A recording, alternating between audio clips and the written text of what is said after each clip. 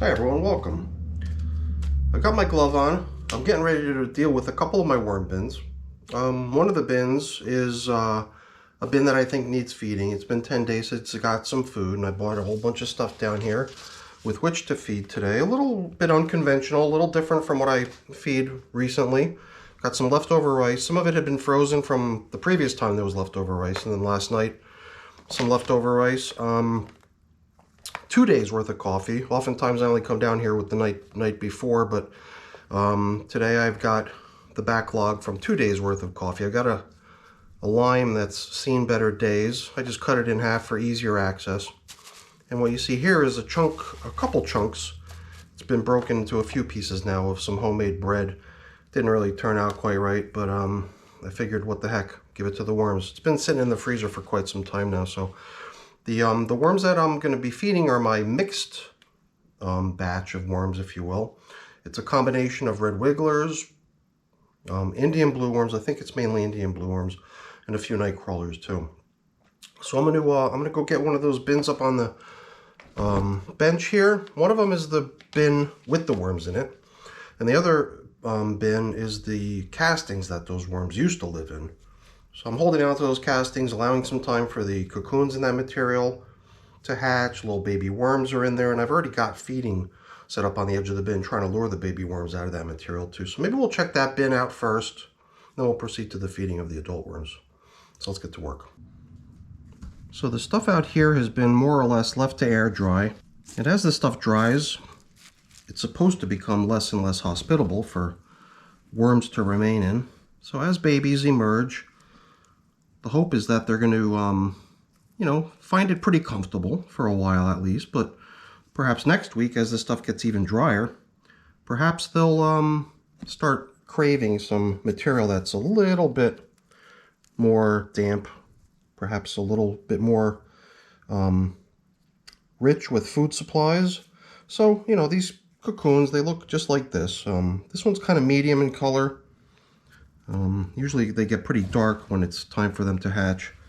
The really light colored ones are the ones that were just left in the bin by the parents. But all the parents got moved out of here at this point. The last of them were moved out 47 days ago. It was 61 days ago that we started the other bin that we're going to check in on. And that was when we pulled out the first batch of worms from here.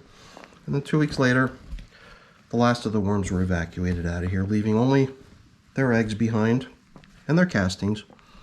So, there's always that chance that I missed some adult worms. So there's always a possibility that we'll bump into an adult worm. But the assumption in here is typically that there's not really many, ideally maybe not even any adult worms left to be breeding and creating new cocoons. So any cocoons we find in here are all theoretically at least 47 days old, which is when the last of the adults were removed from here.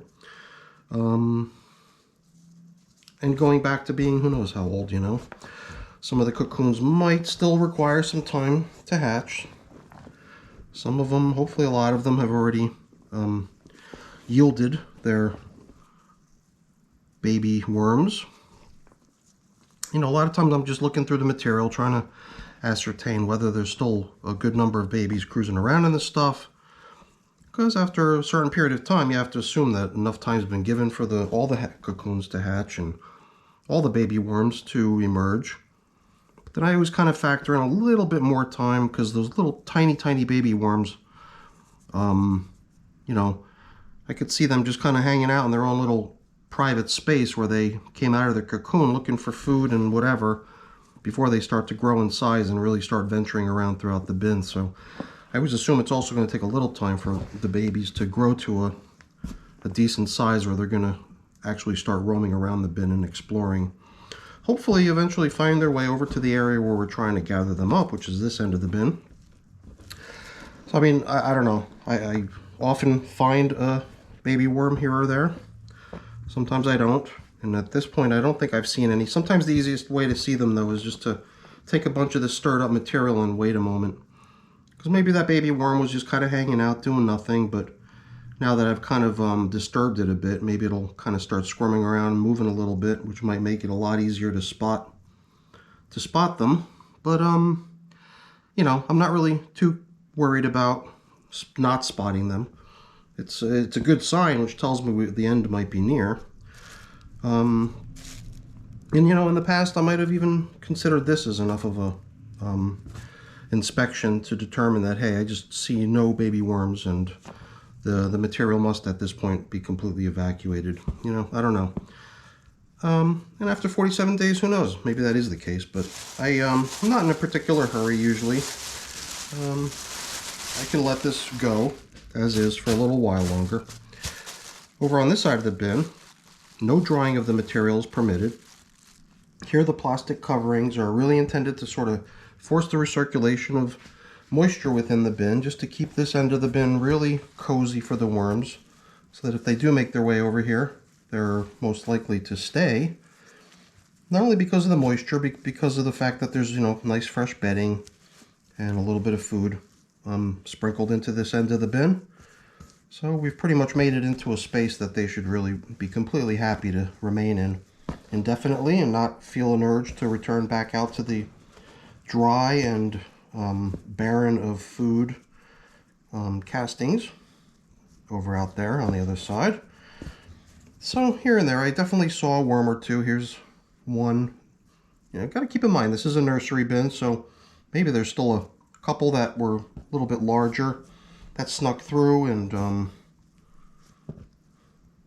we'll probably see a couple larger ones, but in most cases you would almost expect to see mainly baby worms in here. And maybe even some of them so small that they're hardly even visible. But I saw a couple, certainly not a big deal, just a couple I saw. And you know, I definitely saw a few while I was rummaging through here too. I just didn't make a big deal out of it. There too, I saw a couple just by upturning the material. And I never know what to expect. I can't know for sure how many cocoons are in a batch of finished castings.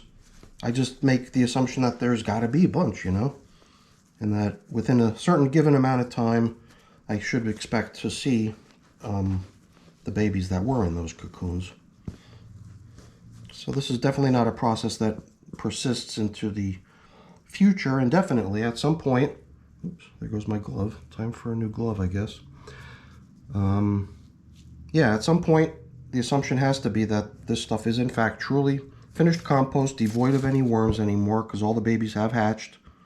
All the babies have been collected over in the feeding area. And at some point, those little guys get moved into something more substantial, a regular bin where they could do a little bit more serious work. So I guess I have the option to add food to this at some point if I feel that I need to, but right now I don't really feel that I need to. So for now, I think this is good. Good check-in. Everything's looking good. And you know, at some point soon, we might just decide that this stuff is done, and then move these guys over into the other bin that we're going to check in next, and call it a day as far as this nursery bin is concerned. So let's go get the adult worms and give them the food that we've got for them. So here in the adult bin, I guess we're underneath another container that must be on the shelf just above this that's kind of making a mess. Yeah, it's the perforated bins that I have. I've got two perforated bins, and those have a whole bunch of really fine castings in them. And this system just happens to sit right beneath a perforated bin. Perforated bins always sort of releasing a little bit of debris onto the top of this container, but luckily not too much. Let's just get rid of these coverings so we can start checking out what's going on here. So for 61 days, remember 61 days there was just a part of the worms put in here while the collection of them continued in the bin that they used to live in. But you know, 14 days later the last of the worms were put in here. And this is a pretty productive bin from what I can remember. I think with today's feeding is 10 days since the last time the bin was fed, and last time too it was a similar interval of time had passed between that feeding and the previous one. And during that time they had done away with the food that they were given. I did look at the video from the last check-in of this bin, and I did check out what we were feeding them last time. I guess it's a good reference point just to say, hey, if what we're seeing now is 10 days worth of work, well, what was the you know, what was the start point, you know? How did you get here, basically? So I did actually plan to include a little quick still image of what the previous feeding appeared like last time we saw it. I could even leave a link in the video if you want to bounce back and watch the actual footage. This looks so cool. It looks like these tiger stripes or something, and all the little fine hairs starting to pop out on this mango seed. I guess we did probably crack it open last time. Seems like there is an opening. Oh, I think I see something. I see some worms hanging out in there. They got these little secret hideouts that they like to make for themselves out of these enclosed pieces of material.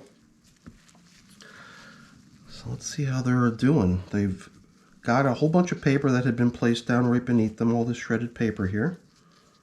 So some of them really seem excited just about being around the paper. They're perfectly happy. And I gotta say, it's probably the Indian blues that we're seeing here. They're those really fast moving worms. They're the ones that I believe we see the most of in this system. Then you start seeing slightly larger worm.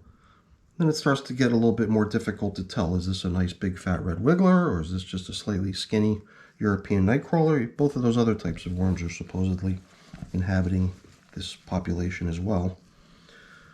So there's a pretty good mix, but I'm pretty sure it's the Indian blues that dominate as far as the overall count. It's a good amount of paper in here from the last feeding. You know, after 10 days, it's all full of all the juices that slipped out of those foods that we fed last time. All those carrots, all that cucumber, all those bits of strawberry, the banana peel even, would have all emitted some moisture. Sometimes I just want to see if I could locate any of the leftovers, especially if I knew I had placed a banana peel in the last time. I usually expect to see bits and pieces of a banana peel, but you never know. Sometimes they actually ravage right through a banana peel, as tough as that might seem. And I'm not going to go crazy looking for it. I kind of figured I would have bounced into it by now. But if we don't spot the banana peel from the last feeding, that's fine. It's just one of those food items that usually takes a little longer than just a week or 10 days to be consumed by the worms, but it really does, you know, does end up depending a lot on the conditions, you know, the types of worms you have, the number of the worms that you have, what other competing morsels of food were placed out there alongside that particular item. All kinds of little variables that play into what to expect. So it just seems like all the variables were in place for a nice quick breakdown of pretty much all the food they got last time from what it looks like. Good job, wormies. So I don't know, did we actually check out the very lowest material here where there's a whole bunch of castings piled in at this point? I guess so, right? So we've got a little foundation of some finished castings down here at the bottom that they can crawl through pretty easily. Then we'll pile in today's portion. A lot of times I feed leaves, but only up until a certain point, you know, and at this point, a bin that's, you know, of 61 days of age, sometimes I wonder if I really want to continue adding stuff like leaves mainly because of the little hard stems that come along for the ride. Because while the leafy portion of the leaf probably gets consumed pretty rapidly, the stick part of it usually takes quite some time. So just sort of thinking ahead in terms of where I want to be at a certain point in time in the near future. And I'd really like to be at a point where I'm seeing the majority of all that, you know, leafy matter all break down, namely the stems, because they do take the longest amount of time. And now might be a good time just to start withholding the use of leaves going forward and using other types of bedding when I feed, you know, paper, cardboard, whatever. Stuff that's very much more likely to break down a lot more rapidly and time out nicely for a good clean harvest of material that's got very few little bits of debris in it. So on top of all this acidic stuff, although I don't really know, I'm not sure how acidic any of this is, and I always thought that the coffee grinds come with a bunch of acid too, but I think more recently it seems to me like that might not really be the case, so I don't know. Either way, the The stuff I just sprinkled on is grit, just pulverized eggshell. And it's stuff that's supposed to help them eat what they're eating in their gizzards, but if you think about what I'm giving them here today, which is all soft stuff, you know, bread, it's just going to become moldy, and then they'll probably gobble up all the mold that grows on this stuff. And the other thing is the rice, another high starch food item, which I'm sure they're going to like. I guess the way we've got this set up, it almost looks like a race to see which side do they like better. Starchy item A or starchy item B. So, the race is on. Put your bets. Is it going to be the bread or is it going to be the rice? Guess it'll be interesting to see the next time we're in here. Alright, so before we start to reuse a lot of these leaves that we're covering the top to recover with, maybe we'll throw a little bit more bedding in here. Lots and lots of bedding has kind of been the theme on my channel most recently. And, you know, while day 61 is a good time to start thinking about maybe putting fewer hard, slow composting items into a bin that you'd like to see wind up as being a really nice batch of castings, there's certainly no need to hold back on continuing to give them plenty of bedding to go with the food that you give them. So, there you go. We gave them some on the bottom, some on the top, and that should amount to a pretty good feeding combined with grit and a nice generous portion of bedding to go with it as well. So, all right, you know what? I'm going to start trying to get things covered up here, but I'm going to try to preserve all these leaves so we can have a nice natural looking cover to this. But before we really start covering things up, sometimes I just like to see how the outskirts of the bin is doing. It's always pretty obvious that you're going to find a good number of worms hanging out over in the feeding area. But a lot of times over in the sections that are kind of furthest away from the most recent application of food is where you find a good number of worms as well. And that was the one thing I definitely noticed in this bin, was almost no matter where I looked in this bin, there seemed to be a good, plentiful amount of worms pretty much everywhere I looked, regardless of whether there had been food placed there recently or not. We've definitely seen nice large numbers of worms everywhere within this bin each time we've checked recently. And I'm just hoping that that just continues to be the case going forward. So we'll see how things look on this edge. Use some of this to cover up the feeding area as well, as long as we're at it. I guess more of the same. I guess I'm just looking for little anomalies, you know. Hey, what if I got to the third or fourth quarter and hey, every other corner was teeming with tons and tons of worms, but hey, there's one corner has very few worms. Why? You know, maybe there's something going screwy in that corner. So I guess the thing that you're hoping for is just consistency, you know. You see a good consistent